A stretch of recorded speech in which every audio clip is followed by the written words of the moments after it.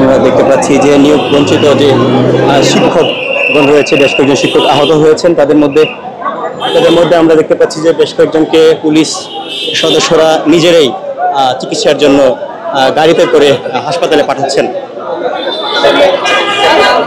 দেখতে পাচ্ছি যে নিয়োগ বঞ্চিত যে শিক্ষকরা যারা সচিবালয় অভিমুখে যাচ্ছিলেন তাদের মধ্যে বেশ কয়েকজন আহত হয়েছেন। যে আহত শিক্ষকদেরকে পুলিশ সদস্যরা নিজেরাই কিন্তু তাদেরকে অটোতে করে হাসপাতালে পাঠাচ্ছেন, চিকিৎসার জন্য তাদেরকে হাসপাতালে পাঠাচ্ছেন। আরো বেশ কয়েকটি রিক্সা তারা আটকাচ্ছেন শিক্ষকদেরকে আহত শিক্ষকদেরকে রিক্সায় করে হাসপাতালে পাঠানো হচ্ছে। আইন শৃঙ্খলা বাহিনীর সদস্যরা তারা নিজেরাই কিন্তু শিক্ষকদেরকে হাসপাতালে পাঠাচ্ছেন। ওয়ালটন আবারও মিলিয়নিয়ার অফারে ওয়ালটন ফ্রিজ কিনে আপনিও হয়ে যেতে পারেন মিলিয়নিয়ার।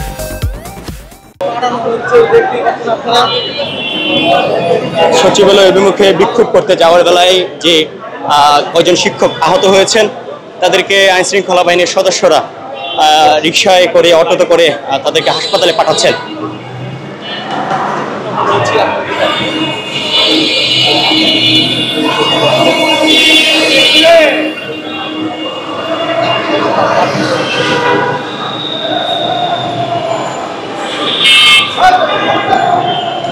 দর্শক,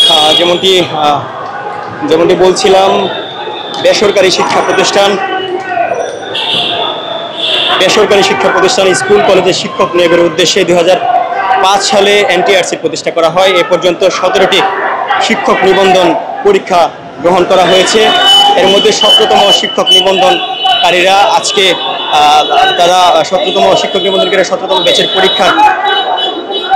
পরীক্ষায় উত্তীর্ণ হওয়ার পরে তারা নিয়োগ পাননি। সেই কারণে তারা আজকে সচিবালয় অভিমুখে যাচ্ছিলেন।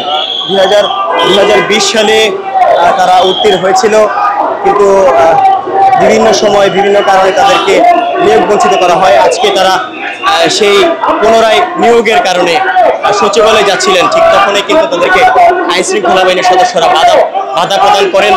পরবর্তীতে আমরা দেখতে পাচ্ছি যে সেই সচিবালয়ের প্রবেশের যে প্রেস ক্লাবের পাশে যে গেটটি রয়েছে সেই গেটের সামনে অবস্থান নিয়েছেন শিক্ষকরা।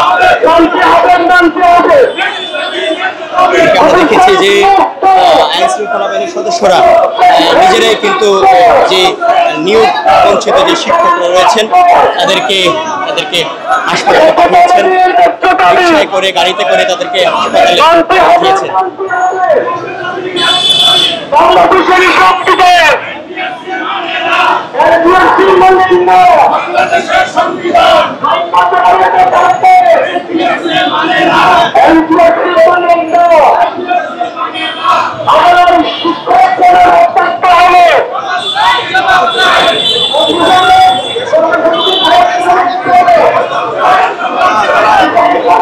তাদের বেশ